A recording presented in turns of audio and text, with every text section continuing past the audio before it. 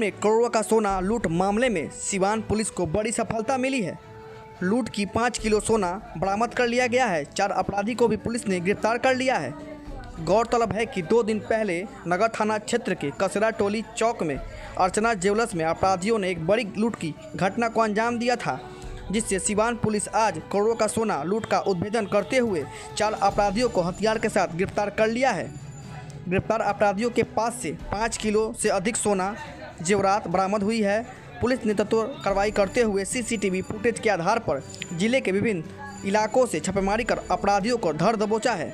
Siwan SP Abhinav Kumar ने बताया कि पुलिस घटना के बाद काफ़ी सक्रिय होते हुए अपराधियों की खोजबीन में जुट गई थी। इसके लिए एसडीपीओ के नेतृत्व में एसआईटी का गठन किया गया था, जिससे विभिन्न थानों के थानाध्यक्ष शामिल थे, जिससे सफलता मिली है। बाकी लुटेरों की पहचान की जा रही है। बहुत जल्द बाकी अपराधियों को पकड़ लिया जाएगा।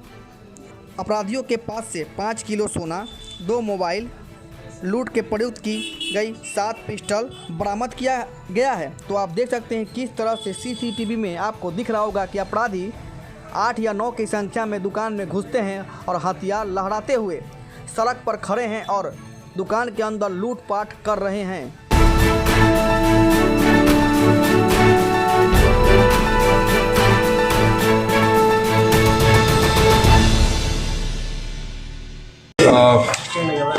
बीस तारीख को जो आप लोगों को पता है कि टाउन थाना क्षेत्र में अर्चना ज्वेलर्स शॉप में जो शाम को डकैती हुआ था, जिसमें कि ये अपराधकर्मी आके और लूट भी किया था और उसके जो शॉप के जो मालिक हैं, ऑनर हैं, उनको गोली भी मारी गई थी। तो इस संदर्भ में जो पुलिस ने त्वरित कार्रवाई करते सारे घटनास्थल का मुआयना किया और जो भी तकनीकी उसमें ये थे साक्ष्य, सीसीटीवी कैमरा या अन्य, उसके बाद टीम का हम लोगों ने गठन किया। टीम का नेतृत्व एसडीपीओ सदर कर रहे थे जितेंद्र पांडे, और विभिन्न थानों के एसएचओ उसमें टीम कर रहे थे। एक एसआईटी की टीम भी जो हमारी थी उसमें थी। तो हम लोगों ने इस घटना का उद्भेदन किया है। ये घटना कारित करने वाले 5 लोगों की गिरफ्तारी हुई है, जिसमें कि 4 अभी हम लोग आपके सामने रखे थे। एक जो अभियुक्त था जो इस घटना में शामिल था, वो एक दिन पहले गुठनी में आर्म्स और लिकर के साथ पकड़ा गया था, तो उसके लिए गुठनी में अलग से केस है। तो 4 अपराधियों का जो नाम मैं आपको बता रहा हूँ, एक सोनू शाह है जो कि मुफस्सिल का रहने वाला है, मनीष जो है वो रहने वाला गोपालगंज का है, और एक कन्हई यादव है जिनके घर पे था वो मनीष यादव, जिसके यहाँ से मेजर रिकवरी हुई है। इस घटना का में और लोग जो शामिल थे वो ज्ञानेंद्र प्रताप उर्फ अंकित सिंह जो कि यूपी के बनकट्टा का रहने वाला है, वहाँ का हिस्ट्री सीटर है, और एक जो आप लोग को बताया कि गुटनी में जो पकड़ा गया वो इस घटना में शामिल था, गोविंद राम। तो ये अभी तक हम लोग का इस घटना से संबंधित 5 लोगों की गिरफ्तारी है। 4 यहाँ पे गिरफ्तारी हुई, एक गुटनी में हुई और जिसकी संलिप्तता है। बाकी जो अभियुक्त हैं उनकी गिरफ्तारी के लिए हम लोग प्रयास कर रहे हैं। इस घटना में जो एफआईआर में 8 से 9 किलोग्राम सोना की बात कही गई थी और 7 से 8 किलोग्राम चांदी के आभूषण बताया गया था। इसमें जो हम लोग का अभी तक रिकवरी है वो 5 केजी और 105 ग्राम के आसपास में है, और भी हम लोग इस पर कार्रवाई कर रहे हैं। इसमें 7 देसी पिस्टल हम लोग को बरामद हुआ है।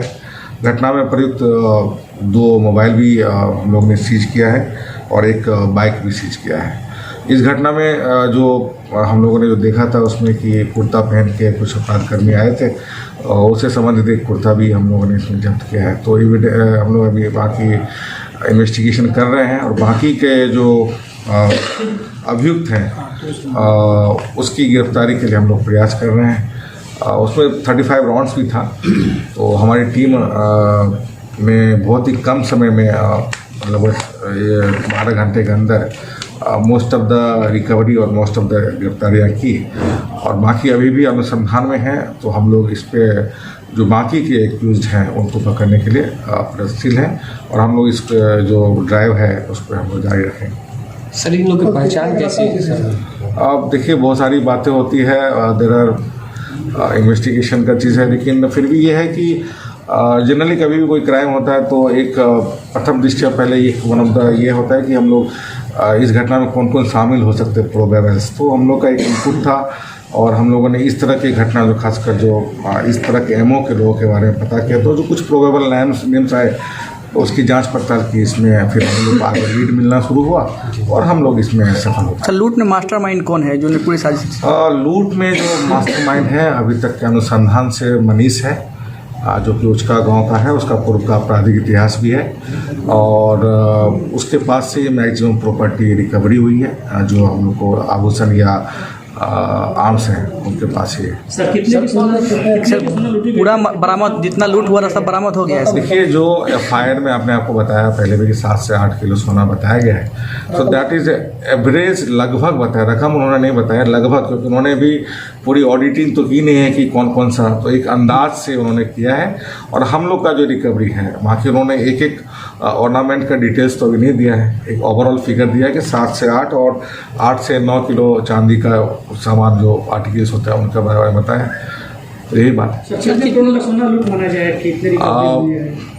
अमाउंट के बारे में मैं क्या कमेंट करूँगा, लेकिन मैं तो रफली 5 kg 105 ग्राम है। तो अब उसका मार्केट वैल्यू क्या है, तो दैट गोल्ड आप मार्केट से ही पता चले। गोल्ड का रेट तो वही बताएंगे, आभूषण का क्या रेट होगा प्रोबेबली। सर कितने लोग शामिल थे?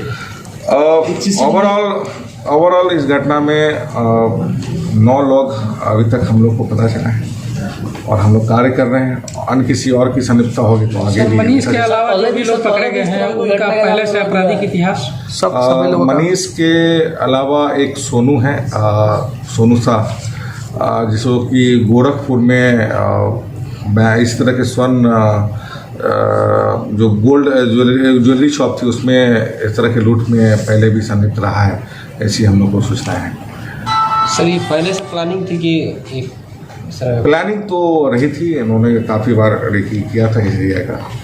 तो पहले शुरुआत में इनके पास कम लोगों के साथ, कम मेंबर्स के साथ इस घटना को अंजाम देने की प्लानिंग थी, लेकिन चूँकि एरिया भीड़भाड़ वाला है, थोड़ी दूर में थाना भी है गश्ती पे, तो उन्होंने कुछ नंबर ऑफ टीम मेंबर्स को ज़्यादा बढ़ा के और जो पीरियड होता है शॉप क्लोज का उस तरह से उन्होंने चेंज किया था और घटना को अंजाम देने का। इस घटना के बाद सर व्यवसायियों में काफ़ी दहशत है। देखिए, घटनाएं तो जहाँ तक मैं जान रहा हूँ टाउन में ऐसी कोई दहशत वाली कोई घटना पिछले विगत कई महीनों में नहीं हुई है।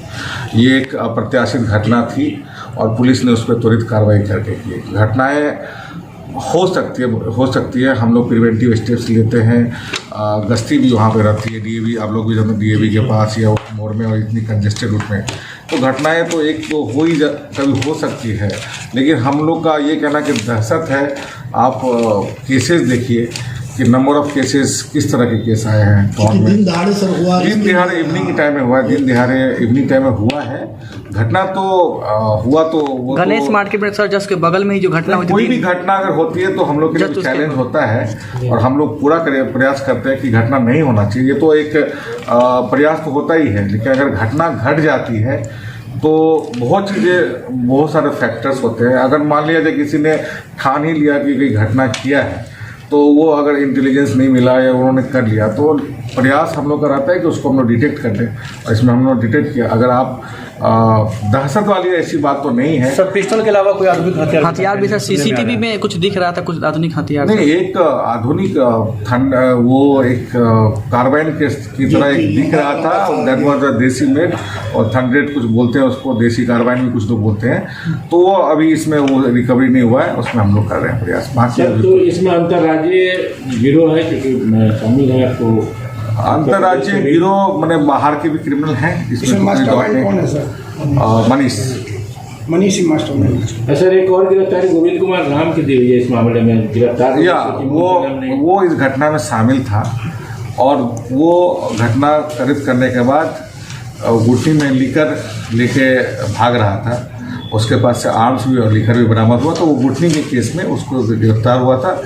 अग्रतर अनुसंधान में हम लोगों ने इसको कंफर्म किया कि he was involve in this case. इसमें 5 लोगों की गिरफ्तारी कर रही है, 5 कहलाएगी, लेकिन इस केस में नहीं। टोटल आपको मैंने बताया कि इस में अगर 8-10 की संख्या में हथियार लगाते हुए अपराधी आते हैं, आखिर पुलिस कर क्या रही थी इस वक्त? देखिए, घटना हुई है, इसका तो हम लोग को भी अफसोस होता है कि इस तरह की घटना अप्रत्याशित है, होनी नहीं चाहिए।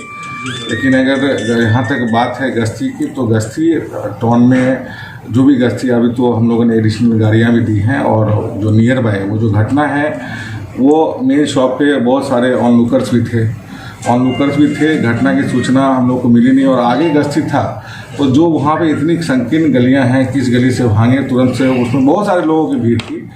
मैं उसको डिफेंड नहीं कर रहा हूँ, लेकिन मैं ये कह रहा हूँ कि गश्तियाँ तो रहती है, but at one point of time गश्ती तो कहीं एक ही जगह रहेगी ना। तो घटनाएं तो मेन है कि वो प्री इनपुट से ही उस पर कंट्रोल होता है। सर सीसीटीवी फुटेज में साफ दिख रहा है कि काफ़ी देर तक वो बाहर भी हथियार लगा रहे थे, तो वैसे में कहीं ना कहीं जानकारी को मिली नहीं, सीसीटीवी का फुटेज मैंने भी देखा है। सीसीटीवी में वो बाहर में आर्म्स लेके थे, दो नियर बाय भी लोग थे। तो जो सिक्योरिटी फीचर्स होता है शॉप्स में, बर्गलर अलार्म्स, वो भी वहाँ तो था नहीं। अगर वो घंटा, अगर मैंने कई बार बोला भी है मीटिंग में कि उनसे भी सिक्योरिटी ऑडिट में कि जो मिनिमम सिक्योरिटी फीचर्स हैं वो भी अडॉप्ट करना चाहिए। जब इतनी बड़ी शॉप है तो कोई घटना का प्लान किया है तो उसको निपटने के लिए प्रिवेंटिव स्टेप जो है आपका, मतलब सीसीटीवी कैमरा है, दैट इज़ वन एस्पेक्ट।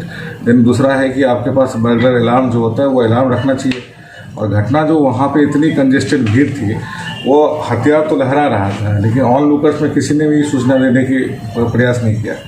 तो कहीं ना कहीं हम अपनी जिम्मेदारी से हटने रहे, लेकिन टुगेदर एज ए सोसाइटी हमको भी इसमें सही से भागीदार होना होगा। और इस तरह की घटना अगर आप टाइम पे रिपोर्ट करते तो शायद हम इसको आगे से अगले स्टॉप पे रोकने में सक्षम हो पाते थे।